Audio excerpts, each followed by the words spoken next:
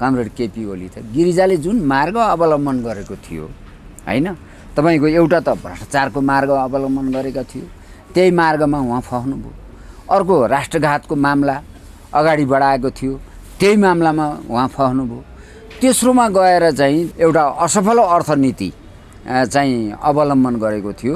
करिब 9 अरब रुपियाँ चाहिँ उहाँले 3 वर्ष 9 खरब रुपियाँ 3 वर्ष चाहिँ सरकार चलाउँदाखेरि राष्ट्रले ऋण बेहोर्नु पर्यो। त्यो राष्ट्रियताको संरक्षण गर्ने र राष्ट्रियतालाई प्रवर्धन गर्ने, यो दुईटै आयाममा चाहिँ तपाईँको चाहिँ कमरेड केपी ओलीको सरकार चाहिँ अगाडि बढेन।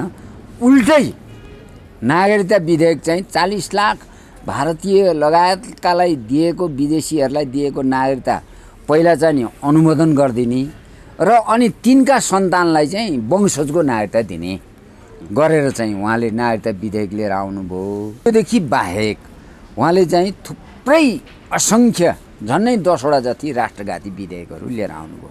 जस्तो कृषि विधेयक टोटल राष्ट्रघाती थियो, विद्युत नियमन विधेयक टोटल राष्ट्रघाती थियो, त्यस्तै चाहिँ तपाईँको चाहिँ गुठी विधेयक टोटलमा राष्ट्रघाती थियो, युरेनियमको चाहिँ प्रशोधन गर्ने विधेयक टोटल राष्ट्रघाती थियो, नेपालमा आणविक भट्टी खोल्ने विधेयकहरू लगायतका चाहिँ उहाँले अझ थुप्रै पत्रकारहरूलाई चाहिँ नियमन गर्नेदेखि लिएर टोटल उहाँले चाहिँ तपाईँको जनविरोधी काममा नै अगाडि बढाउनु भयो। तर त्यसलाई राष्ट्रियताको सम्वर्धन गर्ने दिशामा कमरेड केपी ओलीको पालामा भएका सह उत्पादन, त्यो सह उत्पादनलाई नेपाली जनताले लामो समयसम्म पनि त्यो सोहोर्न गाह्रो छ। हिजो केपी ओलीको सरकार पनि दलाल पुँजीवादकै सरकार थियो, अहिलेको शेरबहादुर देउवाको सरकार पनि दलाल पुँजीवादकै सरकार हो।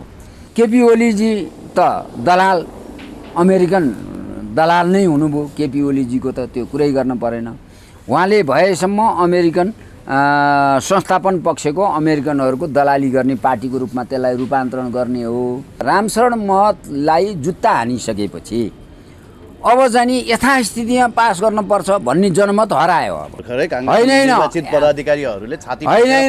चाहिँ अब त्यो अब ती मानिसहरू जनकारबाहीको टार्गेटमा परिसके। अब उनीहरू अब दिने सुझाव भनेको सरकारलाई दिने सुझाव हो, त्यो बेला दिएको सुझाव भनेको पार्टीले दिएको सुझाव हो। तर पार्टीको कुरा त केपीले मान्नु भएन। किन त भन्दा कार्यान्वयन सम्झौता चाहिँ तपाईँको यो भत्सना योग्य छ हैन। अमेरिकाले सिधै लिखित रूपमा संसदबाट पारित नभएसम्म हामी 1 रुपियाँ पनि दिँदैनौँ भन्ने तहबाट कुरा गर्दा गर्दै नेपालको जुन एमसिए गठन गरेर जुन खालको गतिविधि भइरहेको छ त्यो गतिविधि सबै रोक्नु भनेर जाने केपी कमरेडलाई त तत्कालीन अवस्थामा पार्टीले निर्णय गरेर दिएको थियो। पार्टीले त्यो निर्णयमा केपी कमरेड आफै हुनुहुन्थ्यो, भएर पनि उहाँले मान्नु भएन, लत्याउनु भएन।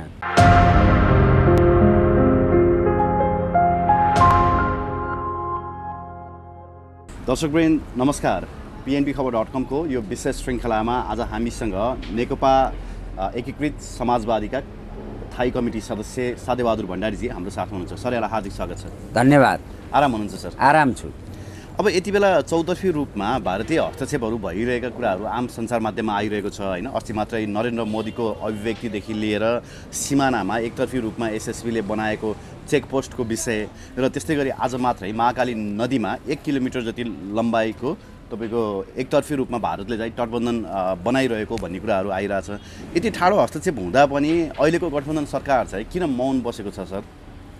अब यो साह्रै दुःख लाग्ने कुरा के छ भने 2046 सालपछि बनेको सरकार खास गरेर जानी भारतप्रति आत्मसमर्पित हुने, लम्पसार पर्ने र चाहिँ तपाईँको चाहिँ 3टा कुरामा महत्त्वका साथ अगाडि बढाउने, भारतको निर्देशनलाई अगाडि बढाउने काम गर्यो। त्यसको नेतृत्व तत्कालीन अवस्थामा गिरिजाप्रसाद कोइरालाले गर्नुभएको थियो। 3 कुरा के हो त भन्दाखेरि आफ्नो उत्पादनका सबै स्रोतहरू भत्काउने, उद्योग धन्दाहरू भत्काउने, 64वटा ठुला उद्योगहरू थिए, उत्पादनका स्रोतहरू थिए, 14वटा ठुलो औद्योगिक केन्द्रहरू थिए र चीनले त्योदेखि बाहेक बनाएका 11वटा ठुला चाहिँ नि राष्ट्रिय अर्थतन्त्रमा महत्त्वपूर्ण भूमिका खेल्ने उद्योगहरू थिए। त्यो सबैलाई भत्काउने काम तत्कालीन अवस्थामा गरियो। त्यसपछि आएर जाने दोस्रोमा चाहिँ भ्रष्टाचारलाई जग हाल्ने, भ्रष्टाचारलाई संस्थागत गर्ने, संस्थागत रूपमा भ्रष्टाचारलाई अगाडि बढाउने दोस्रो काम गिरिजाप्रसाद कोइरालाले त्यो गरे। तेस्रो काम चाहिँ राष्ट्रियतामाथि चाहिँ प्रहार सुरुवात गरे। त्यो प्रहार चाहिँ सुरुवात गर्दाखेरि पहिलो भ्रमणबाट नै उहाँले पहिलोदेखि अन्तिमसम्म उहाँले राष्ट्रघातकै आयाममा उहाँले जीवन चाहिँ तपाईँको अन्त्य गर्नुभयो। पहिलो भ्रमणमा उहाँले टनकपुर सन्धि गरेर फर्किनुभयो। त्यसपछि आएर चाहिँ 49 सालदेखि 51 सालसम्म लाखौँ भारतीयहरूलाई नागरिकता दिनुभयो। 57 सालमा आएर नागरिकता विधेयक लिएर आएर भारतीयहरूका आश्रित व्यक्तिलाई नेपाली नागरिकता दिने निर्णयमा पुर्याउनु भयो। अनि 62-63 सालमा आएर सुस्ता मिच्नको लागि उहाँले चाहिँ एउटा आधार खडा गर्नुभयो र चाहिँ सुस्ताका जनताले अतिक्रमणको विरुद्ध आन्दोलन गर्दाखेरि क्वाइट डिप्लोमेसी अपनाएका छौँ हामीले भारतसँग। त्यसकारण यी सिमानाका मुद्दा उठाउनेहरू चाहिँ देश विरोधीहरू हुन् भनेर उहाँले भन्नुभयो हैन। सिमानाको मुद्दा उठाउनेहरू र उहाँले जाने लिम्पियाधुरा लिपुलेक क्षेत्रको पनि कालापानीभन्दा पूर्वको 6000 हेक्टर जमिन मात्रै नेपालको हो। बाँकी रहेको कालापानीभन्दा पश्चिम रहेको 31,000 अझ अहिले भन्ने 34,000 हेक्टर जमिन चाहिँ नेपालको होइन भनेर उहाँले 2055 सालमा राष्ट्रिय सभामा त्यस्तो खालको अभिव्यक्ति नै दिनुभयो हैन। अभिव्यक्ति नै दिनुभयो। अब त्यसपछि आएर राष्ट्रिय सभामै बोल्नुभयो र 2063 सालमा आएर 40 लाख भारतीयहरूलाई थप नागरिकता दिनुभयो उहाँले। र 2064 साल फागुनको 16 गते आएर त नेपालको तराईलाई टुक्र्याउने गरेर हैन महन्त ठाकुर राजेन्द्र महतोहरूसँग नयाँ एउटा सम्झौता नै गर्नुभयो, 8 बुँदे सम्झौता यो। र 2066 सालमा मृत्युभन्दा अगाडिसम्म पनि यो विषय चाहिँ उठाउनै राम्रो हुन्छ जस्तो लाग्छ मलाई। र पछि कमरेड माधव कुमार नेपालले त्यसलाई फिर्ता लिनुभयो हैन। र आफ्नो चाहिँ नि पुत्री सुजाता मार्फत चाहिँ भारतीय निजी कम्पनी जो चाहिँ एमआरपी नेपालको चाहिँ एमआरपी भन्ने चाहिँ जुन खालको पासपोर्ट हो छाप्नको लागि भारतीय कम्पनीलाई नै तपाईँको दिनलाई स्वीकृति गर्न लगाउनु भयो। त्यसले गर्दाखेरि उहाँको अब 7 गते चैत्र 7 गते त उहाँ बित्नु नै भइहाल्यो। यसले गर्दाखेरि उहाँको चाहिँ सिङ्गो जीवन राजनैतिक जीवनलाई हेर्ने हो भने उहाँ राष्ट्रघात नेपालको अर्थतन्त्रलाई चाहिँ नि तपाईँको असफल मुलुकको रूपमा लिएर जाने र भ्रष्टाचारको जग हाल्ने र त्यसलाई संस्थागत विकास गर्ने यो 3टा आयामबाट हामीले गिरिजाप्रसाद कोइरालालाई हामीले हेर्नुपर्छ। त्यसका सहयात्रीमा रामशरण महत जो अहिले देखा पर्नुभयो। अब उहाँले त चाहिँ केही समय अगाडि अब नुवाकोटे युवाहरूको जुत्ता पनि खानुभयो एउटा त हैन। दोस्रो चाहिँ अहिले त केन्द्रीय समितिबाट पनि उहाँ फालिनुभयो। उहाँको राजनैतिक जीवन पनि अब अन्त्य भयो भन्ने मलाई लाग्छ हैन। 6 पटकको अर्थमन्त्री भएर पनि तर देश त चाहिँ तपाईँको धाराशाही बनाएर एउटा अधोगति र खाडलमा हालेर उहाँहरू जानुभयो। यो नेपाली काङ्ग्रेसको यो विरासतबाट चाहिँ वर्तमान सरकार चाहिँ तपाईँको अछुतो नहोस् भन्ने हाम्रो चाहना थियो हैन। किन त भन्दाखेरि यो कुरा त हामीले कमरेड केपी ओलीलाई पनि राखेका थियौँ कि नेपालका 3टा आयामको बारेमा हामीले छलफल गरौँ भनेर। र गिरिजाप्रसाद कोइरालाको जुन खालको मार्गचित्र बनेको छ राजनैतिक मार्गचित्र त्यसलाई पुरा अन्त्य गरिदिउँ र जति कमी कमजोरी भएका थियौँ त्यो सबैलाई उल्टाइदिउँ र उल्टाएर के गरौँ भनेका थियौँ हामीले भन्नुहुन्छ भने पहिलो कुरामा चाहिँ तपाईँको राजनैतिक क्षेत्रबाट नेपाल अस्थिर एउटा मुलुकमा गयो र यो चाहिँ तपाईँको सङ्क्रमणकालकै अवधिमा रह्यो। यो 1994 देखि नै हुनुपर्छ। यो अझ 97 देखि यो चाहिँ निरन्तर रूपमा सङ्क्रमण कालमा छ हैन। कुनै पनि प्रधानमन्त्रीहरूले 5 महिनासम्म 5 वर्ष शासन चलाएको सरकार बनेको कहिले पनि छैन। सबैभन्दा धेरै चाहिँ 2/3 मत नेपाली काङ्ग्रेसले 2015 सालमा पायो, त्यसले पनि 5 वर्ष सरकार चलाउन सकेन। 2074 सालमा आएर 2/3 नजिक चाहिँ वामपन्थीहरूले पाए। त्यसकारण अब चाहिँ इतिहासबाट यो कुरा चाहिँ सिकेर हामीले चाहिँ तपाईँको 5 वर्षसम्म सरकार सञ्चालन गर्न सकिने गरेर चाहिँ हामीले अभियान चलाउनको लागि 3टा काम गरौँ भनेका थियौँ हामीले कमरेड केपी ओलीसँग। पहिलो काम के गरौँ भन्दाखेरि यो चाहिँ सङ्क्रमणकालको अन्त्य गरौँ। सङ्क्रमणकालको अन्त्य गर्नको लागि हामीले पहिलो कुरा राष्ट्रिय रूपमा सुरुवात गरौँ। राष्ट्रिय रूपमा सुरुवात गर्दाखेरि एउटा नेपाल चाहिँ युद्धको डोबबाट आएको छ, युद्धबाट आएको छ। 7 सालमा हतियार उठेको छ, 18 सालमा हतियार उठेको छ, 36 सालमा पनि मान्छेहरूले हतियार उठाएका छन्। 52-53 सालदेखि 62 सालसम्म त नेपालमा हतियार उठेकै छ।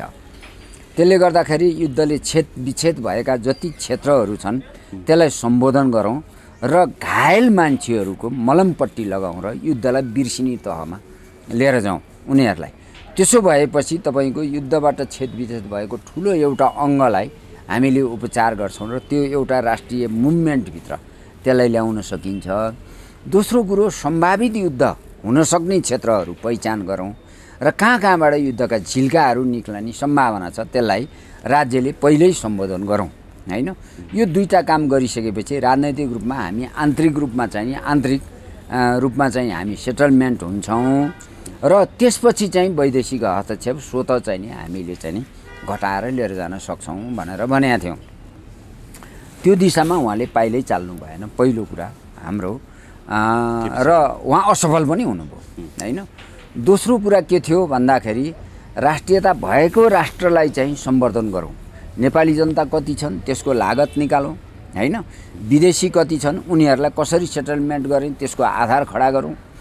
तराईमा जाने कति हाम्रो जमिन चाहिँ भारतले अकुपाई गरेको छ हैन अथवा चाहिँ अतिक्रमण गरेको छ त्यसलाई फिर्ता लिउँ हैन र साँध सिमानालाई यथावत गरौँ र आते जाते भिसा प्रथा लागू गरौँ। छोटो भने पनि हैन त्यो सरल ढङ्गको हुन सक्ला, त्यसलाई व्यवस्थापन नियमन गरौँ र आवश्यक क्षेत्रहरूमा हामीले तारबार लगाएर आफ्नो जमिनको पहिला संरक्षण गरौँ।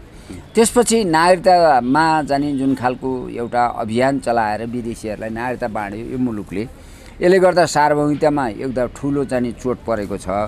त्यसले गर्दाखेरि यसलाई छानबिन गरौँ र तेस्रो कुरो असमान सन्धि सम्झौताहरू जे जति छन् त्यसलाई चाहिँ तपाईँको जाने त्यसलाई हामीले जाने पुनरावलोकन गरौँ वा समानताको आधारमा नयाँ सन्धि गरौँ र तराईको जनताको सुख समृद्धिको लागि हामीले चाहिँ भारतले बनाएका बाँधहरू जति छन् जसको कारणले तराई प्रत्येक वर्ष डुबानमा पर्छ त्यो बाँधहरूलाई चाहिँ तपाईँको एउटा निकाह दिनको लागि हामीसँग भारतसँग चाहिँ तपाईँको एउटा वार्ता संवादहरू सुरुवात गरौँ र नेपाल भारत सम्बन्धलाई पनि अब सधैँ यस्तो कटु बनाउन राम्रो हुँदैन हैन। यसलाई सुमधुर दिशामा लिएर जानको लागि एउटा मैत्रीपूर्ण दिशामा लिएर जानको लागि हामीले नै भूमिका खेलौँ भनेर पहिलो कुरा हामीले त्यो कुरा राखेका थियौँ। दोस्रो कुरामा नेपाल राष्ट्रको चाहिँ तपाईँको राष्ट्रियताको प्रवर्धन गरौँ। त्यो प्रवर्धन गर्नको लागि हामीले कुन कुन क्षेत्रमा हाम्रो राष्ट्र चाहिँ घाइते भएको छ त्यहाँ चाहिँ तपाईँको ती क्षेत्रहरू पहिचान गरेर जस्तो 1 दर्जन वरपर भारतीय एसएससी फौजले हाम्रो जनतालाई मारिदिएको छ विभिन्न ठाउँमा अतिक्रमण गरेर। त्यसपछि चाहिँ अब एसएफसीको फौज चाहिँ तपाईँको आएर चाहिँ तपाईँको नेपाल भारत सीमा क्षेत्रमा 1 लाखको वरपर बसेको छ। तिनीहरूलाई हामीले हटाउने पहल गरौँ। 1 लाखको वरपर छ जसले चाहिँ तपाईँको जाने असङ्ख्य चाहिँ तपाईँको सैनिक गतिविधिहरू चाहिँ तराई क्षेत्रमा हुँदै आएको छ। अब यसलाई चाहिँ नि हामीले चाहिँ तपाईँको बन्द गरौँ र चाहिँ भनेर हामीले कुराहरू उठाएका थियौँ। तर यो राष्ट्रियताको संरक्षण गर्ने र राष्ट्रियतालाई प्रवर्धन गर्ने यो 2टै आयाममा चाहिँ तपाईँको चाहिँ कमरेड केपी ओलीको सरकार चाहिँ अगाडि बढेन। उल्टै नागरिकता विधेयक चाहिँ 40 लाख भारतीय लगायतकालाई दिएको विदेशीहरूलाई दिएको नागरिकता पहिला चाहिँ नि अनुमोदन गरिदिने र अनि तिनका सन्तानलाई चाहिँ वंशजको नागरिकता दिने गरेर चाहिँ उहाँले नागरिकता विधेयक लिएर आउनुभयो होइन। अब त्योदेखि बाहेक उहाँले चाहिँ थुप्रै असङ्ख्य झन्नै 10वटा जति राष्ट्रघाती विधेयकहरू लिएर आउनुभयो।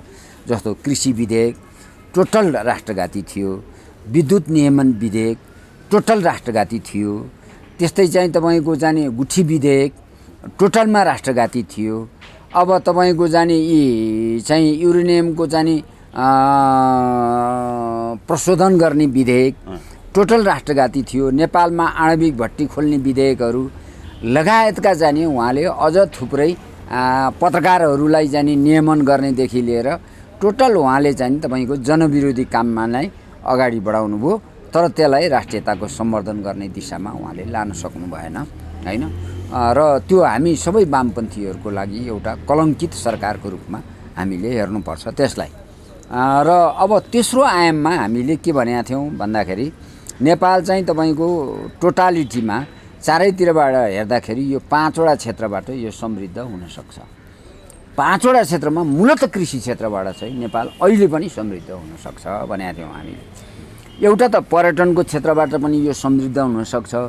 एउटा जलस्रोतलाई चाहिँ तपाईँको जलस्रोत नीति बनाएर जलस्रोतलाई दोहन गर्ने उपयोग गर्ने नीति हामीले बनाउन सक्यौँ भनेदेखि दोस्रो त्यसबाट हुनसक्छ। तेस्रोमा औषधि जडीबुटीहरूको चाहिँ तपाईँको चाहिँ हामीले बजारीकरण गर्ने अन्वेषण गर्ने र भएका औषधिहरूलाई उपयोग गर्ने नीति बनायौँ भने त्यसबाट पनि हुनसक्छ। तेस्रोमा हामीले त्यो भन्यौँ। चौथोमा आएर चाहिँ हामीसँग प्रशस्त खानी खनिजहरू छन् र रसायनहरू छन्। खानी खनिज र रसायनहरूलाई उपयोग गरेर हामीले उद्योग धन्दाको विकास गऱ्यौँ भने पनि त्यसबाट चाहिँ हामी चाहिँ समृद्ध हुन सक्छौँ। र पाँचौँमा आएर कृषिलाई आधुनिकीकरण गर्ने, कृषिलाई बजारीकरण गर्ने, कृषिलाई उत्पादन क्षेत्रमा चाहिँ उत्पादनलाई चाहिँ तपाईँको चाहिँ वैज्ञानिकरण गर्ने, यान्त्रिकरण गर्ने, यति आयाम हामीले कृषिमा गऱ्यौँ भने पनि नेपाल समृद्ध बन्न सक्छ। किन त भन्नुहुन्छ भन्दाखेरि पूर्वदेखि पश्चिमसम्म 938 किलोमिटरको चाहिँ एउटा चाहिँ नहर बन्न सक्छ। त्यो हाम्रो चाहिँ तपाईँको चुरेको घाँसबाट बन्न सक्छ। त्यसो गर्दाखेरि तराईमा रहेको 30 लाख हेक्टर जमिन अथवा 50 लाख बिघा जमिनमा 12 महिना 12 काल 4 खेती उत्पादन गर्न सकिन्छ। त्यसो गर्दाखेरि हामीले तराईको सिङ्गै जनसङ्ख्यालाई अहिले 20 लाख जतिलाई चाहिँ हामी जमिन बाँड्न सक्छौँ नदी नियन्त्रण गरेर उकास आएको जमिन। अर्कोतिर चाहिँ तपाईँको नेपालमा बेरोजगार भएर रहेका जनशक्तिलाई हामी त्यहाँ रोजगारीमा लिएर जान सक्छौँ। अर्को उत्तर र दक्षिण चाहिँ नि हामीले रेलवे लाइन र प्रशस्त चाहिँ तपाईँको चाहिँ बाटोघाटो निर्माण गरिसकेपछि र तपाईँको पहाडी क्षेत्रका नदीनालाहरू थुनेर हामीले पहाडका टाकुराहरूमा ठुला ठुला तलाउहरू निर्माण गरेर पानीलाई लिफ्टिङ गरेर ठुल्ठुला तलाउ निर्माण गरेर त्यसबाट चाहिँ रूपलाइन अथवा सडकको सञ्जाल अथवा चाहिँ तपाईँको रेलवे लाइन अथवा चाहिँ तपाईँको चाहिँ खेतीपातीलाई आधुनिकीकरण गरेर लिएर गयौँ भनेदेखि हामीले पहाडको जनसङ्ख्यालाई पहाडमै रोक्न सक्छौँ र उनीहरूलाई समृद्धि दिन सक्छौँ। यो खालको आयाममा हामी जाउँ भनेर चाहिँ भनेका थियौँ। तर अन्ततः कमरेड केपी ओली त गिरिजाले जुन मार्ग अवलम्बन गरेको थियो होइन, तपाईँको एउटा त भ्रष्टाचारको मार्ग अवलम्बन गरेका थियो, त्यही मार्गमा उहाँ फस्नुभयो। अर्को राष्ट्रघातको मामला अगाडि बढाएको थियो, त्यही मामलामा उहाँ फस्नुभयो। तेस्रोमा गएर चाहिँ तपाईँको चाहिँ उहाँले चाहिँ एउटा असफल अर्थनीति चाहिँ अवलम्बन गरेको थियो। करिब 9 अरब रुपियाँ चाहिँ उहाँले 3 वर्ष 9 खरब रुपियाँ 3 वर्ष चाहिँ सरकार चलाउँदाखेरि राष्ट्रले ऋण बेहोर्नु पर्यो होइन। यसले गर्दाखेरि चाहिँ गिरिजाकै मार्गमा गएको हुनाले हामी वामपन्थीहरूको एउटा नयाँ कार्यक्रम, नयाँ चाहिँ योजना जो चाहिँ नेपाललाई समृद्ध बनाउन सकिन्थ्यो, राष्ट्रियतालाई प्रवर्धन गर्न सकिन्थ्यो, जो चाहिँ तपाईँको यो चाहिँ तपाईँको सङ्क्रमणकाललाई अन्त्य गर्न सकिन्थ्यो, यो तिनै कुरामा हात नहाले हुनाले त्यो चाहिँ तपाईँको एउटा असफल सरकारको रूपमा हामीले त्यसलाई हेर्नुपर्छ। र त्यसले जुन बाइ प्रोडक्ट निर्माण गरेको छ त्यो बाइ प्रोडक्टलाई चाहिँ नि त्यो चाहिँ त्यसको सह उत्पादन जुन छ कमरेड केपी ओलीको पालामा भएका सह उत्पादन, त्यो सह उत्पादनलाई नेपाली जनताले लामो समय सम्म पनि त्यो सोहोर्न गाह्रो छ। अझ एमसिसीको विषयमा उहाँको जाने जुन घातक अभियान सुरु गर्नुभयो त्यसले त उहाँलाई अमेरिकाको एउटा दलालकै रूपमा चाहिँ केपी ओलीलाई प्रदर्शन गर्छ। तपाईँको एमसिसीको त्यो अभियान उहाँले नछोडुन्जेलसम्म उहाँलाई चाहिँ नेपाली सन्तुलन नेपाली जनताले भत्सना गरिराख्नुपर्ने एउटा स्थितिमा उहाँलाई पुर्यायो। त्यसले गर्दाखेरि चाहिँ नि अब अहिले त्यसैको विरासत नै हामीले चाहिँ तपाईँको लिम्पियाधुरा लिपुलेक क्षेत्रमा भेटेका छौँ होइन। अब हाम्रो यो सरकारलाई के छ भनाइ भन्नुहुन्छ भन्दाखेरि त्यो चाहिँ जुन 40,00,000 हेक्टर 40,000 हेक्टर जमिन छ लिम्पियाधुरादेखि लिपुलेकसम्म, त्यो चाहिँ तपाईँको 13वटा भारतले जारी गरेको नक्साको आधारमा हाम्रो हो। अनि भारतको चाहिँ तपाईँको मुख्य सचिवले दिएको लेटरको आधारमा हाम्रो हो र 1816 को सुगौली सन्धिको आधारमा हाम्रो हो। र त्यो हाम्रो जनाउने अरू पनि चिजहरू छन्। तपाईँका त्यहाँ मालपो तिरेका रसिदहरू छन्। अनि नेपालको जनमत सङ्ग्रहमा भाग लिएका, त्यसपछि चाहिँ तपाईँको 2015 सालमा त्यहाँका जनताले भाग लिएको, मतदाता सूचीमा नाम भएको, 2018 सालमा मतगणना जनगणना त्यहाँका जनताले नेपालमा गरेको, यो सबै चाहिँ नि नेपालसँग चाहिँ तपाईँको तथ्य प्रमाणहरू छन्। यी तथ्य प्रमाणहरूको आधारमा भारतसँग होइन सुखद संवाद गरेर त्यसलाई फिर्ता लिने दिशामा नेपाल सरकारले चाहिँ तपाईँको चाहिँ त्यो गतिविधि गर्नुपर्छ। र बाँकी कुरा के हो भन्दाखेरि इपिजीको प्रतिवेदनमा पनि नेपालको सिमाना चाहिँ लिम्पियाधुरा हो भन्ने कुरा उल्लेख भएको छ। त्यसकारण त्यो इपिजीको प्रतिवेदन त भारत र नेपालका बौद्धिकहरूले सामूहिक रूपमा चाहिँ तपाईँको निर्माण गरेको दस्तावेज हो। त्यो दस्तावेजलाई भारत सरकारले अहिलेसम्म सार्वजनिक गरेको छैन, त्यो बुझेको पनि छैन।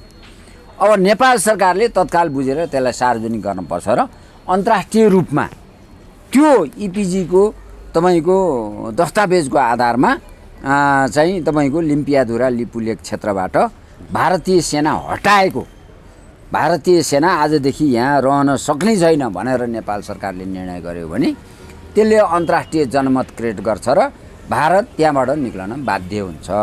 यति खालको यति सरल सोल्युसन हामीसँग छ होइन। तर नेपाल सरकारले हिम्मत गरेको छैन होइन। किन त भन्दाखेरि वैदेशिक हस्तक्षेप यति बढिसक्यो नेपालमा। मैले भनिहालेँ कि 5 वर्षसम्म सरकार कहिले पनि जान सकेन, बहुमत त आउनै सक्दैन थियो होइन लामो समयसम्म। अब प्रचण्ड बहुमत ल्याएर पनि केपी ओलीले आफ्नै सरकार गिराउनु भयो होइन।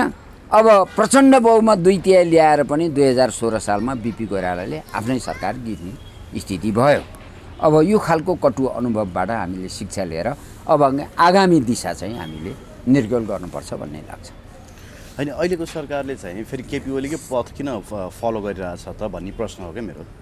एकदमै राम्रो कुरा गर्नुभयो तपाईँले कि हाम्रो अहिले नेपालको यो शक्ति सन्तुलनको हिसाबले 2062-63 सालको जुन जनक्रान्ति हामीले भनेका छौँ कि यसले सामन्तवादको ज्वरो चाहिँ उखलेन होइन। यसले माथि चाहिँ नि तपाईँको रुखको हाँगाहरू त छिमोल्यो होइन। अथवा राजनैतिक सत्ता जुन थियो सामन्तवादको राजनैतिक सत्ता, त्यो सामन्तवादको राजनैतिक सत्ता चाहिँ 2टा बलिया खुट्टाहरूबाट टेकिएका थिए। एउटा दायाँपट्टिको मजबुत खुट्टा चाहिँ दलाल पुँजीवाद थियो, देब्रेपट्टिको मजबुत खुट्टा चाहिँ उसको नोकरशाही पुँजीवाद थियो। अब नोकरशाही पुँजीवादको देब्रे खुट्टा र दलाल पुँजीवादको दाहिने खुट्टामा टेकेर चाहिँ त्यो सामन्तवादको राजनैतिक सत्ता उभिएको थियो। अब सामन्तवादको राजनैतिक सत्ता बिचमा उभिएको राजनैतिक सत्ता चाहिँ ढल्यो। अब त्यो देब्रेपट्टिको, अब दाहिनेपट्टिको जुन चाहिँ तपाईँको जाने दलाल पुँजीवादको सत्ता हो, त्यो दलाल पुँजीवादको सत्ता चाहिँ अब बिच भागमा आएर अहिले सामन्तवादको बचेखुचेको जस्तो धर्म, अन्धता, संस्कृति, आर्थिक नीति, उत्पादन प्रणाली त सामन्तवादकै छ। त्यसलाई टेको लिएको छ एउटा दलाल पुँजीवादले, अर्को नोकरशाही पुँजीवादको बलियो आड लिएको छ। र अहिलेको सत्ता चाहिँ यो दलाल पुँजीवादी सत्ता हो। दलाल पुँजीवादी सत्ताको चरित्र के हुन्छ भन्दाखेरि त्यसको मूल आयाम राष्ट्रियताको पक्षमा त्यसले बोल्नै सक्दैन, किनभने उसलाई देशै चाहिँदैन। उसले त विदेशीहरूको चाकडी गर्ने हो, विदेशीहरूको हित गर्ने कुरा गर्ने हो, उसले राष्ट्रिय हित गर्ने कुरै होइन उसको। त्यसकारण हामीले दलाल पुँजीवाद भनेको होइन। नोकरशाही पुँजीवादले चाहिँ दलाल पुँजीवादबाट फाइदा लिनको लागि उसले दलाल पुँजीवादको अगाडि आत्मसमर्पण गरेको हुन्छ। र त्यसकारण चाहिँ तपाईँको हिजो केपी ओलीको सरकार पनि दलाल पुँजीवादकै सरकार थियो, अहिलेको शेरबहादुर देउवाको सरकार पनि दलाल पुँजीवादकै सरकार हो। दलाल पुँजीवादको सरकार भए हुनाले उसले राजनैतिक सत्ता नै विदेशीहरूको हातमा चाहिँ सुम्पिएको हुनाले विदेशी पुँजीवादको सत्ता भएको कारणले गर्दाखेरि राष्ट्रियताको पक्षमा काम गर्न सकेन। त्यसकारण अब नेपाली काङ्ग्रेसभित्र के देशभक्त नभएका हुन् त? प्रशस्त मात्रामा हुनुहुन्छ देशभक्त नेपाली काङ्ग्रेसभित्र। एमालेभित्र हिजो देशभक्त नभएर त्यस्तो खालको केपी ओलीले त्यस्तो सरकार चलाएको हो त?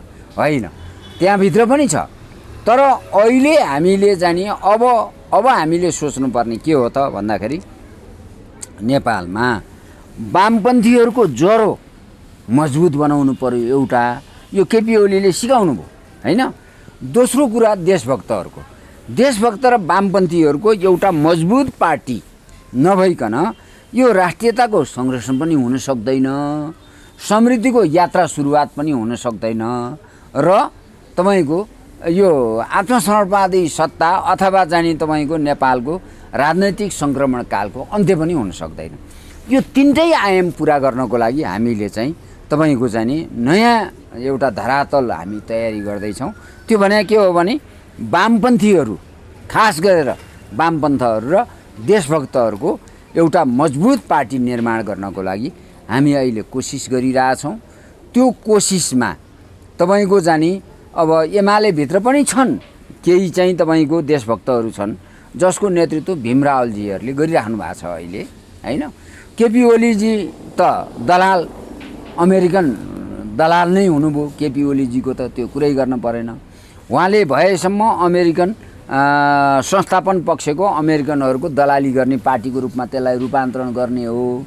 तर भीमरावलजीहरू जो एमसिसीको विरोध गरेर बसिराख्नु भएको छ, नागरिकताको विरोध गरेर नागरिकता अध्यादेशको विरोध गर्नुभयो, अब यी काम जो राष्ट्रघातको विरोध गरिराख्नु भएको छ त्यहाँभित्र अवशेषको रूपमा केही बाँकी छ। त्योदेखि बाहेक हामीले चाहिँ अहिले जाने खास गरेर माधव कमरेडहरू र झलनाथ कमरेडहरूले एमसिसीको तपाईँको यो जुन खालको सडकमा उठेको नारा छ, खारेजीको नारा, त्यसलाई पनि सम्बोधन गरेर हामी जानुपर्छ र मात्रै एमसिसीले एउटा सही गोरेटो लिन्छ भनेर भन्नुभएको छ उहाँहरूले होइन। र त्यो एउटा वामपन्थीहरूको धर्म पनि हो। साम्राज्यवादीहरूको दलाली नगर्ने वामपन्थीहरूको एउटा असल धर्म हो, बुझ्नु भने के। अब दोस्रो कुरा जाने हामी देशभक्तहरू पनि अहिले त्यहाँ सामेल भएका छौँ। यसले गर्दाखेरि नेपालमा अब सम्भाव्य चाहिँ देशभक्त र वामपन्थीहरूको पार्टी चाहिँ मजबुत भएर जान्छ र यी जति समस्याहरू अहिले देखा परेका छन्, राजनैतिक, सैद्धान्तिक र यो कुटनैतिक समस्याहरू देखा परेका छन्, यी समस्याहरू चाहिँ समाधान भएर जान्छन् भन्ने लाग्छ। हामीले आवाज यसै सरकारसँग पनि उठाउँछौँ, तर हामी आफ्नो पार्टीलाई पनि मजबुत बनाएर लिएर जान्छौँ। ढिला होला नि त। तपाईँले अघि भन्नुभयो गिरिजाप्रसाद कोइरालाले जुन पाथ निर्माण गरे त्यही पाथमा चाहिँ केपी ओली पनि हिँडेको कारणले गर्दाखेरि भारतसँग हामीले डायलग गर्न सकेनौँ अथवा हाम्रो फरेन डिप्लोमेसी त्यहाँ फेल खायो भन्नुभयो होइन। अब हामी त्यो डिप्लोमेटिक वेबाट त्यो भूमि फिर्ता लिएर आउने अथवा अहिले चाहिँ भूमि फिर्ता लिएर आउने भन्दा पनि अर्को डर चाहिँ के भयो भने यहाँ त डे बाई डे अतिक्रमण बढ्ने भयो क्या हो नै। अब त्यसै भएर हामीले अहिले मात्रै उठाएको नारा होइन यो त। तपाईँको केपी कमरेडलाई के थाहा थियो भन्दाखेरि तत्कालीन नेकपा एमालेको महाकालीको सिरान पत्ता लगाउने भनेर एउटा कमिटी गठन गरेका थियो। त्यो कमिटीको उहाँ चाहिँ संयोजक हुनुहुन्थ्यो। त्यसकारण जाने लिम्पियाधुरा लिपुलेकको जमिन नेपालको भन्ने कुरा 2054-55 सालमै उहाँलाई थाहा थियो। उहाँले अन्तर्वार्ता पनि दिनुभएको रहेछ, उहाँले इन्टरभ्यू पनि दिनुभएको थियो। अब जाने तर उहाँले चाहिँ यो 20 वर्ष 25 वर्षसम्म अनावश्यक समय कटाएर बल्ल उहाँको सरकार आएपछि त्यो मुद्दालाई चाहिँ सम्बोधन गर्नुभयो। फेरि पनि त्यो सकारात्मक छ, राम्रो कुरा हो होइन। तर त्यहाँबाट सेना हटाउने र होइन त्यो भूभागलाई चाहिँ नेपालको चाहिँ तपाईँको झन्डा गाड्ने काम अझै हाम्रो बाँकी छ। त्यो काम भावी पिँढीले गर्नुपर्छ। यो सरकारले पनि त्यो दिशामा काम गर्नै पर्छ। किन त भन्दा हिजो चाहिँ नि नक्सा जारी गर्ने बेला त यो वर्तमान चाहिँ नि नेपाली काङ्ग्रेसले पनि सहमति जनाएको हो नि, उसको पनि एक मतले ल्याएको। त्यसकारण चाहिँ तपाईँको चाहिँ अब त्यहाँबाट सेना हटाउनको लागि अहिले अब निन्दा गर्नुपर्ने कुरा के हो भने परराष्ट्र मन्त्रालय अहिलेसम्म बोलेको छैन। जबकि हिजो परराष्ट्र मन्त्रालयले आफैले के भनेर बोलेको छ भने त्यो भूभाग हाम्रो हो भनेर बोलेको छ, पहिलो कुरा। दोस्रो कुरो इपिजीको रिपोर्ट चाहिँ सार्वजनिक गर्छु र त्यसलाई चाहिँ अन्तर्राष्ट्रिय मञ्चमा हामी पुर्याउँछौँ भनेर चाहिँ बोलेको थियो। त्यो काम तत्कालीन अवस्थामा केपी सरकारले गरेन, त्यो आफ्नो ठाउँमा छ होइन। गरेन भने यसले गर्नुपर्छ नि, यो काम अहिले गरिरहेको छैन। यो चाहिँ हामी सबैलाई एउटा दुःख व्यक्त गर्नुपर्ने एउटा स्थिति छ। हामीले सरकारलाई अहिले चाहिँ तपाईँको यो अस्थिरताभित्र खेल्ने विदेशीहरूको चालबाजी, नेपाल अहिले अस्थिर ठाउँमा छ होइन। यो 5वटा सरकारको गठबन्धन छ, 5वटा पार्टीको गठबन्धन सरकार हो। यो आफै मजबुत छैन होइन। यसलाई मजबुत बनाउने र जाने तपाईँको भएका समस्याहरू समाधान गर्ने, वैदेशिक हस्तक्षेपलाई अन्त्य गर्ने तहबाट नेपाली जनता चाहिँ अब सुरुपुरो अब त्यो बाटो लाग्छन् र आफ्नो देशमा समाजवादी स्थापनाको लागि उनीहरूले मार्ग प्रशस्त गर्ने दिशातिर अगाडि बढ्छन्। र यसको लागि चाहिँ अहिले अब नेकपा एकीकृत, अब यो पनि कुरा राखौँ कि नेकपा एकीकृत नै त्यो सम्भावनाको डिलमा हामीले किन देख्यौँ भन्नुहुन्छ भने एउटा चाहिँ तपाईँको नेपाल कम्युनिस्ट आन्दोलनको सुरुवात नै देशभक्तिपूर्ण आन्दोलनबाट भएको छ। 2007 सालको दिल्ली सम्झौताको विरोध गर्ने कलाबाट चाहिँ यो विकसित भएर आयो। श्रमजीवी जनताको बिचमा जाने यसले सङ्कल्प गर्यो र मुलुकको चाहिँ राष्ट्रिय पहरेदारको रूपमा चाहिँ यसले काम गर्ने सङ्कल्प गरेको छ। अहिले एकीकृत समाजवादीले त्यो खालको सङ्कल्प गरेको छ एउटा। दोस्रोको बिचमा जाने भएभरका जति कमजोरीहरू छन् त्यो कमजोरी सच्याउने प्रण गरेको छ र आत्मालोचना गरेको छ बिचमा। र तेस्रो कुरा चाहिँ उसले चाहिँ नि अब समाजवादको मार्ग अवलम्बन गर्ने, त्यसको लागि देशभक्तहरू र कम्युनिस्टहरूको चाहिँ तपाईँको साझा तपाईँको सङ्गठन निर्माण गर्ने र मुलुकको सार्वभौमिकताको रक्षा गर्दै मुलुक देशवासीहरूलाई चाहिँ समाजवादको मार्गतिर लिएर जाने भनेर जुन बाटो तय भएको छ त्यो सम्भावना यसभित्र छ। अब त्यो सम्भावना अरूभित्र किन छैन यो कुरा पनि हामीले भनौँ। किन अरूभित्र छैन भन्दाखेरि अब यहाँ 3टा पार्टीहरू हुन् सुरुपुरो। परिवर्तनको माग राख्ने 5वटा 6वटा पार्टीहरू छन्। एउटा रोहितको पार्टी छ, अर्को नेकपा मसाल, अर्को नेकपा माओवादी क्रान्तिकारी, 3टा भयो। अर्को नेकपा 2टा छ, एउटा विप्लव र जाने तपाईँको जाने ऋषि कट्टेल। अब अर्को आएर चाहिँ सिपी मैनालीको नेकपा छ होइन। अर्को जनसमाजवादी पार्टीहरू छन्। यी लगायतका जुन पार्टीहरू छन् यी पार्टीहरू चाहिँ तपाईँको एकै ठाउँमा आएर आफ्नो गतिविधिलाई केन्द्रित गर्ने हो भने मुलुकले परिवर्तनको लागि यसले तीव्रता लिन सक्थ्यो। तर उहाँहरूको त्यो चाहिँ तपाईँको जीर्ण जुन खालको जीवन हो त्यो चाहिँ रहउन्जेलसम्म त्यस्तो खालको सम्भावना उहाँहरूले देखाउनु भएको छैन। चित्रबहादुर केसी, सिपी मैनाली, सिपी गजुरेल, मोहन वैद्य, अब मोहन विक्रम, रोहित, अब तपाईँको विप्लव अथवा जाने तपाईँको जाने सुभाष काफ्लेजीहरू अथवा जाने तपाईँको जाने ऋषि कट्टेलहरू एक ठाउँमा आएर एउटा ध्रुवमा सङ्कलित भएर एउटा पार्टी बनाउने र देशलाई निकाह दिने भन्ने खालको चेत उहाँहरूको अहिलेसम्म खुलेको छैन। त्यो चेत नखुल्या हुनाले चाहिँ तपाईँको जाने त्योबाट चाहिँ देशले निकास पाउने सम्भावना न्यून भएर गएको छ। दोस्रो कुरा चाहिँ तपाईँको कमरेड केपीले नेतृत्व गरेको एमाले पार्टी, त्यसको अत्याधिक ठुलो धारा चाहिँ तपाईँको साम्राज्यवादीहरूको दलाली गर्ने, विदेशीहरूको दलाली गर्ने र पार्टीलाई ठेकेदारहरू, ठुला ब्याङ्कर्सहरू र अन्तर्राष्ट्रिय माफियाहरूको पार्टी त्यसलाई विकसित पार्टी बनाएर विकसित गरेर लिएर जाने र साम्राज्यवादीहरूको दलाली गर्ने पार्टीको रूपमा त्यसलाई रूपान्तरण गर्ने उहाँको चाहिँ घोषित नीति भएर आएको छ। सुरुपुरो थोरै भने पनि भीमरावजीहरूले देशभक्तिपूर्ण आन्दोलनको आवाज उठाइरहनु भएको छ। अर्को भने तपाईँको जाने अब नेकपा माओवादी केन्द्र प्रचण्डजीले नेतृत्व गरेको हो। उहाँको पार्टी सुरुपुरो तपाईँको जाने अहिले जाने वामपन्थबाट अलिकति भड्काममा फसेको र त्यसका जाने नेतृत्व गणहरू चाहिँ पुरै ठेकेदारहरूबाट संरक्षित भएका, माफियाहरूबाट संरक्षित भएका र अब तपाईँको जाने ब्याङ्कर्सहरूबाट संरक्षित भएका नेतृत्वको एउटा पङ्क्ति। तर आम चाहिँ कार्यकर्ता चाहिँ वामपन्थ भएको, तर देशभक्तिपूर्ण आन्दोलनको चाहिँ उहाँहरूबाट कुनै आशा गर्न नसकिने होइन, त्यस्तो खालको एउटा धर्म र स्थितिमा भए हुनाले अब हामीले आशा राख्ने कुरा के हो भने जो चाहिँ वामपन्थीहरूको पार्टी र देशभक्तहरूको पार्टी, न्यायप्रेमीहरूको पार्टी बनाउने जो सम्भावना नेपालभित्र छ त्यसलाई नै सहयोग पुग्ने गरेर उहाँहरूको गतिविधि अगाडि बढोस् भन्ने हामी चाहन्छौँ।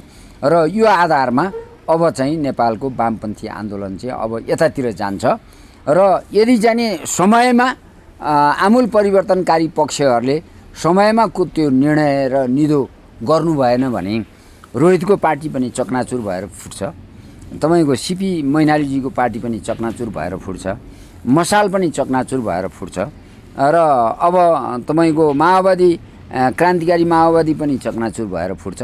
त्यसको एउटा ठुलो हिस्सा चाहिँ तपाईँको वामपन्थी प्लस देशभक्तहरूको पार्टीमा सामेल भएर एउटा चाहिँ मूलधार खडा भएर जान्छ। त्यो खालको स्थिति चाहिँ पैदा हुँदैछ अब।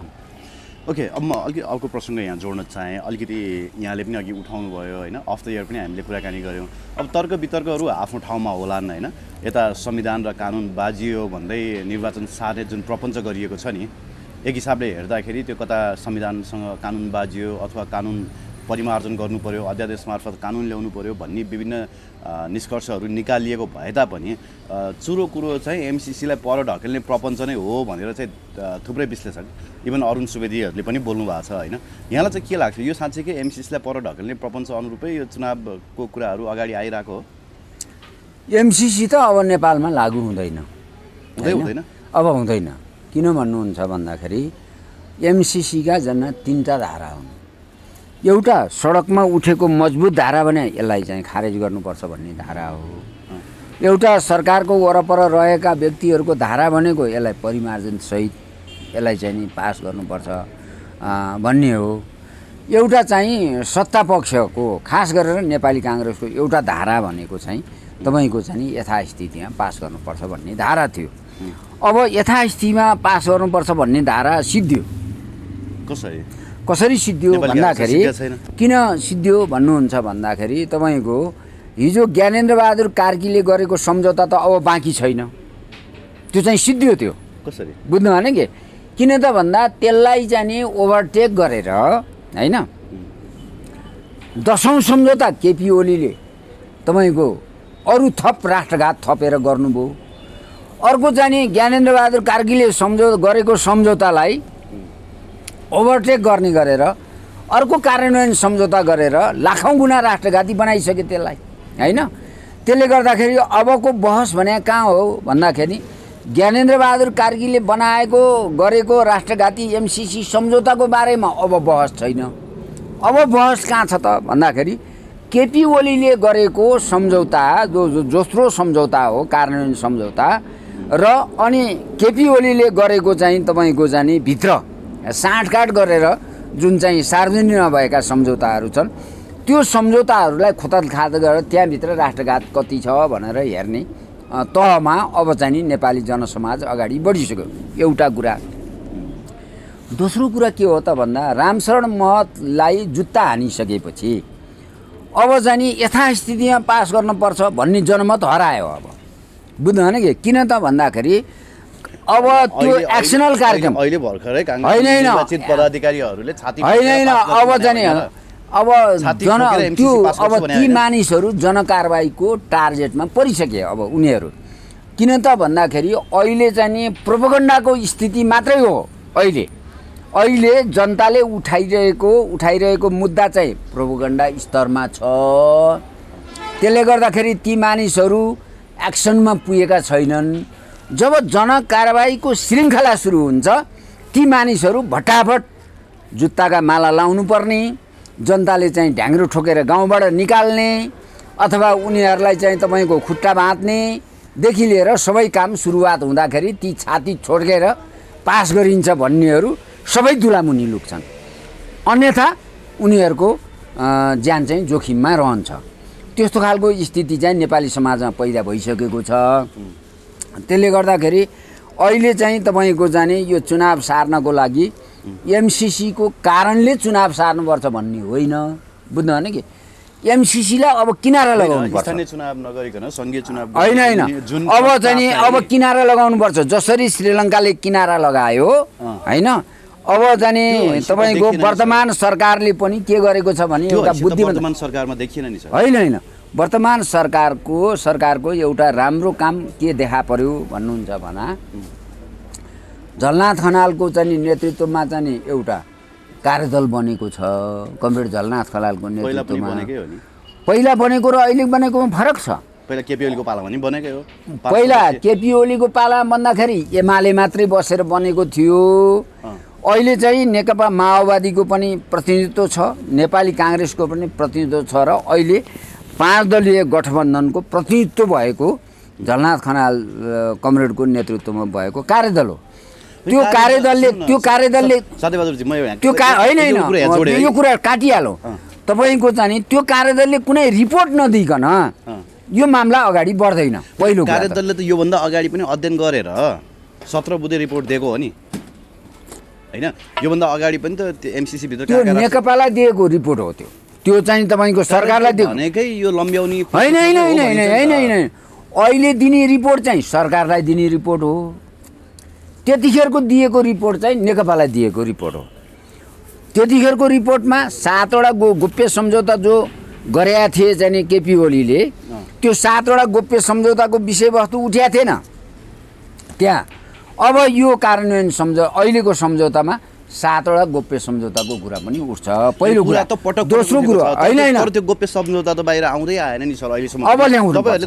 अब ल्याउनुपर्छ पहिलो कुरा। दोस्रो कुरा अब कार्यान्वयन सम्झौतामा बहस हुन्छ। हिजो चाहिँ तपाईँको पहिलो सम्झौता जतिखेर उहाँले गर्नुभएको थियो ज्ञानेन्द्र बहादुर कार्कीले, त्यसमा केन्द्रित भएर चाहिँ झलनाथ खनालको नेतृत्व कमरेड झलनाथ खनालको नेतृत्वले गरेको सम्झौताले चाहिँ नि त्यतिखेरको कुरा गरेका थियो भने अब चाहिँ कार्यान्वयन सम्झौता र गोप्य सम्झौताको बारेमा चाहिँ छलफल र बहस केन्द्रित हुन्छ र अब दिने सुझाव भनेको सरकारलाई दिने सुझाव हो। त्यो बेला दिएको सुझाव भनेको पार्टीले दिएको सुझाव हो। तर पार्टीको कुरा त केपीले मान्नु भएन। किन त भन्दा कार्यान्वयन सम्झौता चाहिँ तपाईँको यो भत्सना योग्य छ होइन। अमेरिकाले सिधै लिखित रूपमा संसदबाट पारित नभएसम्म हामी 1 रुपियाँ पनि दिँदैनौँ भन्ने तहबाट कुरा गर्दा गर्दै नेपालको जुन एमसिए गठन गरेर जुन खालको गतिविधि भइरहेको छ त्यो गतिविधि सबै रोक्नु भनेर जाने केपी कमरेडलाई त तत्कालीन अवस्थामा पार्टीले निर्णय गरेर दिएको थियो। पार्टीले त्यो निर्णयमा केपी कमरेड आफै हुनुहुन्थ्यो भएर पनि उहाँले मान्नु भएन, लत्याउनु भयो त्यसलाई। बुझ्नु भने कि र अहिले त सुनिन्छ 11 अरब खर्च भयो। यो 11 अरब नेपाली जनताले त्यो एमसिए बोर्डमा बस्ने र युवराज खतिवडासँग दाखिला गर्न पर्छ नेपाली जनताले। र युवराज खतिवडालाई चाहिँ त्यस्तो कार्यान्वयन सम्झौता गर्ने जुन चाहिँ बदमासी उनले गरेका छन्, राष्ट्रद्रोही घोषणा गरेर उनलाई चाहिँ 4 पल्ट मुडेर देशबाट निकाल्नुपर्छ। त्यो खालको स्थिति छ एमसिसीको बारेमा कुरा गर्दाखेरि। 11 अरब चान्चुने कुरा होइन। त्यो 11 अरब खर्च गरेर जुन जमिन लिएको छ त्यो सबै जमिन अमेरिकाको हुन्छ। त्यो अमेरिकाले खर्च गरेर 28 अरब खर्च गरेर जुन विद्युत टावर बनाउँछ त्यो अमेरिकाको सम्पत्ति हुन्छ। 5 अरब खर्च गरेर जुन चाहिँ सडक बनाउँछ त्यो अमेरिकाको सम्पत्ति हुन्छ। त्यस्तो खालको कार्यान्वयन सम्झौता गर्ने चाहिँ नि जुन खालको गतिविधि चाहिँ युवराज खतिवडाले गरे होइन, उनलाई देशद्रोही घोषणा गरेर देशबाट चाहिँ तपाईँको ढ्याङ्ग्रो ठोकेर हट्नुपर्छ। सरकारले गरिसकेको सम्झौता अब ओभररुल हुन सक्ने ठाउँ कहाँ छ र? अर्को त्यो त जनता विद्रोहमा उठ्ने भनेकै त्यही त हो नि। तपाईँको अहिले एमसिसीको विरुद्ध सडकमा जति आन्दोलन उठिरहेको छ त्यो चाहिँ तपाईँको यसको आन्दोलनको फेज हुन्छ। आन्दोलन अहिले प्रोपोगन्डामा मात्रै सीमित छ। जब यसले एक्सनल मुभमेन्ट लिन्छ त्यसपछि मानिसहरू टार्गेटमा पर्छन्। गाउँ गाउँबाट त्यसका प्रतिनिधिहरू जसले एमसिसीको पक्षमा बोलिरहेका छन् उनीहरूलाई जुत्ता लाएर, जुत्ताको माला लाएर, ढ्याङ्ग्रो ठोकेर, गाउँबाट घिसारेर, नाम्लो लगाएर घिसारेर मान्छेले जनकारबाही सुरु गर्ने बेला आउँछ नि त। त्यो बेला त नुवाकोटबाट सुरुवात भइसक्यो। तपाईँको जाने नुवाकोटमा जाने जुत्ता लगाएर जुन गालामा जुत्ता हाने तपाईँको रामशरण महतलाई त्यहाँबाट त सुरु भयो। त्यो त जस्ता पाता काण्डले गर्दा हानेको हो, एमसिसी काण्डले गर्दा होइन होइन जस्ता पाता उसले एमसिसीकै बारेमा पनि त उसले मत राखिरहेको थियो अनि मत त राखिरहेको छ नि, तर अलि अगाडिकै भिडियो होइन।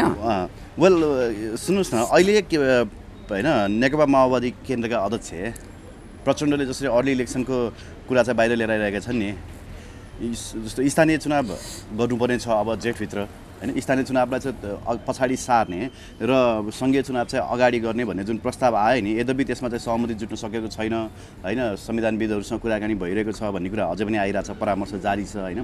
त्यो भनेको चाहिँ तपाईँहरूलाई गठबन्धन टुक्रिन्छ, गठबन्धन टुक्रियो भने चाहिँ हाम्रो 1-2 सिट पनि सेक्योर हुँदैन भन्ने डर चाहिँ रहेछ होइन। अब त्यस्तो त राजनैतिक रूपमा अब त्यस्तो त हुन्छ नै, तर कुरा के हो भन्नुहुन्छ भने सही कुरा चाहिँ संविधान अनुसारको कानुन चाहिँ बनेको छैन। होइन, संविधान अनुसारको कानुन बनेको छैन।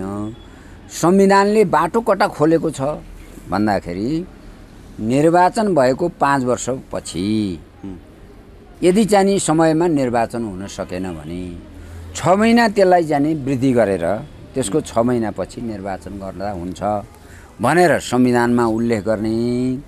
तर कानुन बनाउँदाखेरि चाहिँ अब त्यो 2 महिना अवधि कार्यकाल चाहिँ बाँकी रहँदैमा निर्वाचन गरिसक्नु पर्ने भन्ने जुन कानुन बनेको छ, कानुन र तपाईँको संविधानको बिचमा यो खालको अन्तर्विरोध छ। अब त्यस्तो अवस्थामा तपाईँको जाने संसद विवेकपूर्ण संसद भयो भने, विवेकी संसद भयो भने संविधान अनुसारको कानुन संसदबाटै निर्माण हुन्छ, त्यसमा इतराज गर्नुपर्ने केही छैन। त्यस्तो भएन, केही जाने त्यस्तो भएन भनेदेखि तपाईँको जाने संविधान अनुसारको कानुन निर्माण हुन्छ।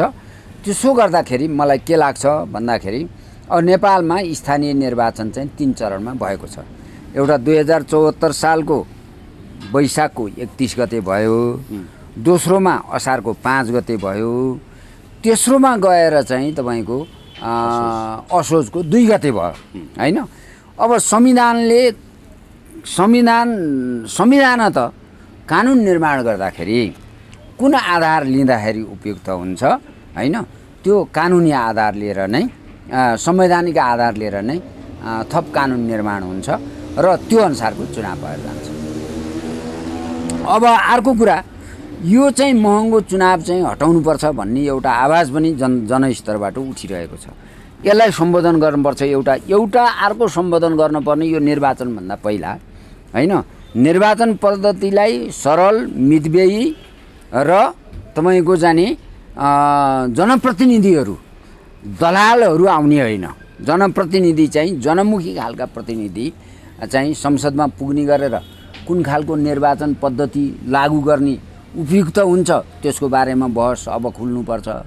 दोस्रो, अन्तर्राष्ट्रिय क्षेत्रमा विदेशमा बस्ने अहिले 1 करोड जति नेपालीहरू छन्, उनीहरूको भोटको व्यवस्था के गर्ने हो, त्यो कुरा पनि हामीले टुङ्गो लगाउनु पर्ने हुन्छ। यो टुङ्गो लगाएर मात्रै नयाँ चुनावको चाहिँ गतिविधि अगाडि बढ्छ। त्यसको चुनाव सर्न सक्छ। बेला तराईमा नि विभिन्न किसिमका र्युमरहरू बाहिर आइरहेका छन् होइन।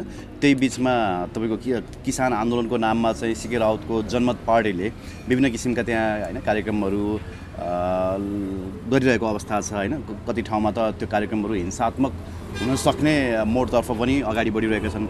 यो हिसाबले तराईमा चाहिँ मधेसी बिच लडाएर अर्को त्यहाँनिर तराई आन्दोलन चाहिँ भड्काउने हो कि भन्ने कुरा पो होइन बाहिर आउन थाल्यो कि तराई त हाम्रो अस्थिर भयो, अस्थिर भयो, अस्थिरै भयो। किनभने नेपाल 3 तरेली परेको मुलुक हो, हिमाल, पहाड, तराई। बुझ्नु भने कि यो 3टा तरेली परेको थियो, यो हाम्रो सुन्दरता हो। बुझ्नु भने कि अब त्यसलाई विभाजन गर्ने एउटा योजना चाहिँ बहुराष्ट्रवादको नाउँमा सर्वप्रथम इन्डियाले यसलाई विभाजन गर्ने एउटा तौर तरिका खोज्यो। किन त बोलिरहेका छन्। अब किन त भन्दाखेरि नेपालको तराईलाई टुक्र्याएर भारतमा गाभ्ने परियोजना 1975 इन्दिरा गान्धीले अगाडि सारिन् र इन्दिरा गान्धीले रको एउटा मिसन जो आरके यादव सहितको मिसन हो, त्यो मिसन सिक्किमलाई भारतमा गाभिसकेपछि नेपालको तराईलाई टुक्र्याएर भारतमा गाभ्ने परियोजना अन्तर्गत उनीहरूले कार्यरत भए नेपालमा। त्यसरी कार्यरत हुँदाखेरि त्यो सिक्किमलाई भारतमा गाभ्ने परियोजना पुरा भइसकेपछि नेपालको तराई टुक्र्याएर भारतमा गाभ्ने परियोजनाका कार्यकर्ताका रूपमा महन्त ठाकुर र राजेन्द्र महतोहरू अहिले पनि उनीहरू नेपाली होइनन्। भारतको सुरसण्ड भन्ने ठाउँमा बसेको के अरे महन्त ठाकुर र भारतको कोहरबा भन्ने ठाउँमा नेपालको तराईको सर्लाहीबाट 6 किलोमिटर उतापट्टि कोहरबा भन्ने ठाउँमा बसेको राजेन्द्र महतो, ती 2 जना कार्यकर्ता अहिले राजनैतिक रूपमा पार्टी खोलेर नेपालमा आएका छन् हैन। र इन्दिरा गान्धीको के हो भन्दाखेरि 1942 भारत विभाजन हुँदाखेरि विभाजन गर्नको लागि त्यो अङ्ग्रेजले एउटा सूत्र दिएको थियो, बहुराष्ट्रवादको सूत्र। त्यो बहुराष्ट्रवादको सूत्रको मजाको कुरा के छ भन्नुहुन्छ भन्दाखेरि हिन्दुस्तान 2टा राष्ट्र हो भने जिन्ना अली मोहम्मदले एउटा राष्ट्र हिन्दुस्तान हो, हिन्दूहरूको हो, हिन्दू सम्प्रदाय भएको, हिन्दू धर्म मान्ने हिन्दूहरूको एउटा राष्ट्र हो, मुस्लिमहरूको अर्को राष्ट्र हो। त्यसकारण हिन्दूहरूको राष्ट्र हिन्दुस्तान, मुस्लिमहरूको राष्ट्र पाकिस्तान भनेर पूर्वी पाकिस्तान र पश्चिम पाकिस्तानलाई एउटै राष्ट्र बनाए, जो चाहिँ सिमानाले हजारौँ किलोमिटर टाढा छ। बुझ्नु भने कि बङ्गलादेश, हालको बङ्गलादेश र पाकिस्तान सिमानाले हजारौँ किलोमिटर टाढा भए पनि सम्प्रदायको हिसाबले एउटै राष्ट्र मानेर उनीहरूले विभाजन गरे, 2 टुक्रा भयो भारत हिन्दुस्तान हैन। त्यो सूत्रलाई पछि चाहिँ तपाईँको चाहिँ इन्दिरा गान्धीले प्रयोग गरिन्। श्रीलङ्कालाई टुक्र्याउनको लागि श्रीलङ्कामा 2टा धर्म मान्छन्, सियालीहरूले मान्ने बौद्ध धर्म, तमिलहरूले मान्ने हिन्दू धर्म। हिन्दू धर्मवालाहरूको चाहिँ जाफना प्रायद्वीपमा नयाँ राज्य खडा गर्नको लागि तमिलनाडुबाट 36 लाख जति तपाईँको चाहिँ तमिलहरू सप्लाई गरिन् वहाँ, र पछि 1,20,000 सेना पनि पठायो त्यहाँ राजीव गान्धीको पालामा। र अनि सियालीहरूको चाहिँ अलग्गै बौद्ध धर्मावलम्बीहरूको अलग्गै राज्य बनाउनको लागि त्यहाँ 2 टुक्रा बनाउनको लागि परियोजना लागू भयो र 2टा धर्मलाई 2टा राष्ट्र बनियो। हिन्दूहरूको एउटा छुट्टै राष्ट्र र बौद्धहरूको छुट्टै राष्ट्र। त्यो परियोजना इन्दिरा गान्धीले गरिन्, त्यो विफल भयो। त्यो राजीव गान्धीको हत्यापछि विफल भयो त्यो। बुझ्नु भने कि अब त्यही खालको परियोजना उनले फेरि पाकिस्तानमा लागू गरे। पाकिस्तानको 2टा भाषा, एउटा पश्चिम पाकिस्तानले मान्ने चाहिँ तपाईँको जाने राष्ट्रभाषा चाहिँ उर्दू, पूर्वी पाकिस्तानले मान्ने चाहिँ बङ्गाली राष्ट्रभाषा मान्ने र उर्दू राष्ट्रभाषा मान्ने 2 प्रकारका जाने भाषी भए हुनाले यो 2टा राष्ट्र हो। यो 2टा राष्ट्रलाई टुक्र्याउनुपर्छ भनेर पूर्वी पाकिस्तान र पश्चिम पाकिस्तानलाई एउटा बङ्गलादेश नयाँ खडा गरिएर फुटाइयो। बुझ्नु भने कि त्यही खालको परियोजना नेपालभित्र पनि प्रवेश गराइयो। नेपालको देश र मधेस, तराईलाई मधेस नामाकरण गरेर त्यसलाई अलग राष्ट्र बनाउने र भाषा पनि हिन्दी भाषा त्यसमा लागू गर्ने भनेर रले त्यो परियोजना अगाडि सार्यो। अनि यो पहाड र हिमाललाई चाहिँ देश भनेर परिभाषा सुरु गर्यो। 2064 सालमा महन्त ठाकुरको तमल पार्टीको घोषणापत्र हेर्नुभयो भने नेपाल भन्ने शब्द छैन। यो दुईटा देश हो, देश र मधेस हो। यो देश हो एउटा, मधेस हो एउटा। अब त्यसलाई गिरिजाप्रसाद कोइरालाले ६३ सालमा नै त्यसलाई पक्षपोषण गर्नको लागि उनले चाहिँ उपेन्द्र यादवको चाहिँ तपाईँको जाने आन्दोलनलाई सेबोटेज गर्ने नाममा नेपालको तराईलाई चाहिँ मधेस भनेर नामाकरण गरे। किन त भन्दाखेरि गिरिजाप्रसाद कोइराला पनि विकृत मानसिकतामा गइसकेको थियो। दक्षिण कोरियाको जुन पछि जसको हातबाट होली वाइन केपीले खाए मुन, त्यो मुनको लोग्ने आएर होली वाइन चाहिँ गिरिजाप्रसाद कोइरालालाई खुवाइसकेको थियो पहिल्यै होइन। खुवाएपछि गिरिजा अनि त्यो क्रिस्चियनहरूको परियोजना अन्तर्गत नेपालको तराईलाई टुक्र्याउनको लागि अनि र भारतको त्यो बहुराष्ट्रवादलाई तपाईँको जाने लागू गर्नको लागि देश र मधेस भनेर चाहिँ नामाकरण गरियो। हेर्नुहोस् है, अहिले प्रदेश 2 को नामाकरण पनि मधेसै भएर भएको। अब अहिले चाहिँ तपाईँको जाने प्रदेश 2 को नामाकरण मधेस भयो। मधेस भन्ने नेपालमा कहीँ जगतै छैन। नेपालमा त त्यहाँ अब भाषा जुन भाषा छ नि होइन, भाषाको हिसाबले कुरा गर्नुहुन्छ भनेदेखि मैथिली भाषाको प्रबलता छ। विद्यापति मैथिली भाषाका प्रकाण्ड विद्वान हुनुहुन्छ। अब अर्को कुरा गर्नुहुन्छ भनेदेखि कोशी प्रदेश हो त्यो। किन त भन्दा कोशी सभ्यताबाट नै त्यो चाहिँ विकसित भएको छ। कोशी सभ्यता हो त्यो। तेस्रो कुरा गर्नुहुन्छ भनेदेखि गौतम ऋषिको आदिम राज्य हो त्यो। बुझ्नु भने कि राजा जनकको आदिम राज्य हो। त्यहाँबाट रामसँग बिहा गर्ने सीता जानकी त्यहीँको जाने सम्पत्ति हुनुहुन्छ।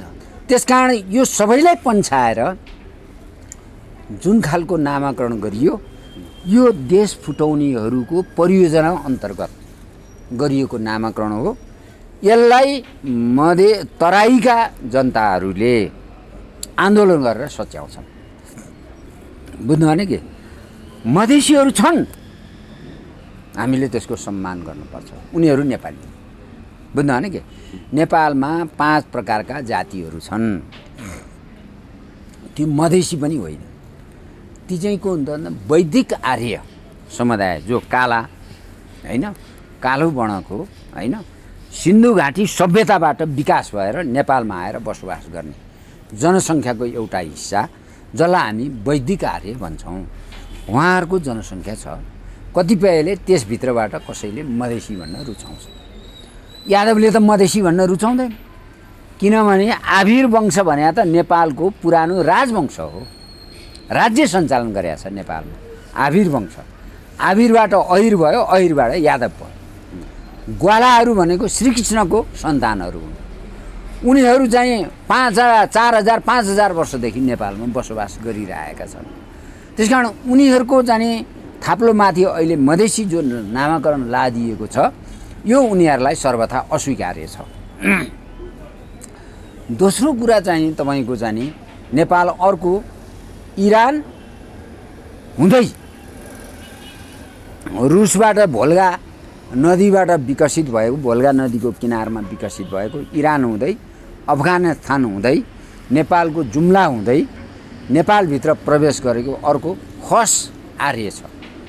खस आर्य अर्को प्रजाति हो नेपालको। अनि मङ्गोलबाट विकसित भएको मङ्गोलहरू अर्का प्रजाति हुन्, सेते मगुराली। बुझ्नु भने के अर्को प्रजाति, यो 3टा प्रजाति भयो। अर्को चाहिँ तपाईँको जाने कोचेमेचे अर्को प्रजाति छ जो चाहिँ बङ्गालको खाडीबाट विकसित भएर नेपालभित्र आएर बसोबास गरेको छ। र अर्को किराँतहरू। यो 5 प्रकारका जातिहरूको सङ्गम हो नेपाल। त्यसकारण हामी आपसमा मिलेर बस्छौँ, हामी विवाद गर्दैनौँ। बुझ्नु भने के तपाईँको जाने हामी अँगालो मार्छौँ। बुझ्नु भने के राईले लिम्बूसँग अँगालो मार्ने, लिम्बूले कोचेमेचेसँग अँगालो मार्ने, अनि कोचेमेचेले छेत्री बाहुनसँग अँगालो मार्ने, छेत्री बाहुनले दमैकामीसँग अँगालो मार्ने, दमैकामीले नेवार जातिहरूसँग अँगालो मार्ने, नेवार जातिहरूले बाहुन छेत्रीसँग अँगालो मार्ने, तपाईँको गुरुङ मगरको बिचमा अँगालो मार्ने, आपसमा वैवाहिक सम्बन्ध सञ्चालन गर्ने अन्तर्जातीय अन्तर्गुलन भएको मुलुक हो देश। बुझ्नुभयो नि कि? त्यसकारण यो विभाजन गर्ने जुन मानसिकता छ, जसले चाहिँ तपाईँको जातीय राज्य र क्षेत्रीय राज्य बनाउनुपर्छ भन्दै आएका छन्, उनीहरूको परियोजना अन्तर्गत मधेस नामाकरण भएको छ। त्यो नेपालका तराईवासीहरूले सर्वथा अस्वीकार गर्छन्। त्यहाँका यादवहरू भए, अहिरहरू भए, त्यहाँका मुसलमानहरू भए, त्यहाँका चाहिँ थारूहरू भए, सबै जनजातिले यसलाई अस्वीकार गर्छन् र तपाईँको मधेस नामाकरण भएको राज्य चाहिँ छिटै नै यो विलुप्त भएर जान्छ। नाम परिवर्तन हुन्छ भन्नुभयो कि विलय हुन्छ? होइन, नाम परिवर्तन हुन्छ, त्यसको त एउटा परियोजना छ। इन्डियातिर गाब्नी योजना अन्तर्गत नै भएको हो त्यो त। बुझ्नु भने कि किन त भन्दाखेरि त्यो 2 नम्बर प्रदेशको त तपाईँको उत्तरतिरबाट चाहिँ उत्तरतिर त कहीँ पनि सिमाना गाँसिएकै छैन हेर्नुहोस्, होइन? जबकि त्यहाँका जनताले उठाउनु पर्ने माग के हो भन्दाखेरि सगरमाथाबाट हुने आम्दानी त्यो प्रदेशको आम्दानी हुने हो नि। सिराहा सप्तरी भने त सगरमाथा अञ्चलमा पर्छ। सगरमाथा क्षेत्रबाट हुनुपर्ने आम्दानी जति सबै त्योसँग गाँसिएको छ। सगरमाथासम्म त्यो गाँसिएको भएदेखि उनीहरूले तिब्बतमा विकसित भएको संस्कृति, त्यहाँ चाहिँ विकसित भएको प्रविधि विज्ञान, होइन, र त्यहाँ चाहिँ विकास भइरहेको चिनिया समाजवादसँग एकाकार हुने मौका पाउँथे। त्यो मौकाबाट त वञ्चित गरियो। त्यसकारण चाहिँ युपी बिहार जो चाहिँ तपाईँको गनाएको खुट्टा भनिन्छ, त्यो इन्डियाको पनि कुहिएको खुट्टा। बुझ्नुभयो नि कि? इन्डियाको पनि युपी र बिहारलाई कुहिएको खुट्टा भनिन्छ। त्यो खुट्टासँग नेपालको सिमाना गाँसेर त्यहाँका जनतालाई सधैँ दरिद्र राख्ने जुन खालको परियोजना अन्तर्गत यो काम भएको छ, त्यो चाहिँ तपाईँको निन्दायोग्य छ।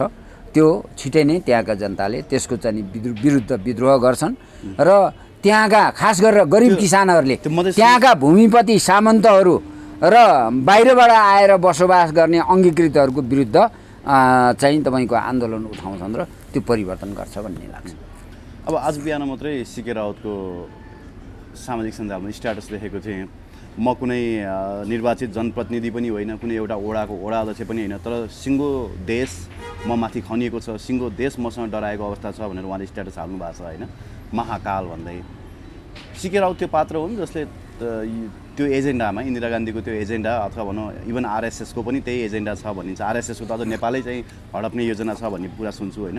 त्यो एजेन्डालाई उनले मलजल गर्न खोजिरहेको अवस्था हो अहिले। सिके राउत मात्रै किन भन्नु पर्यो?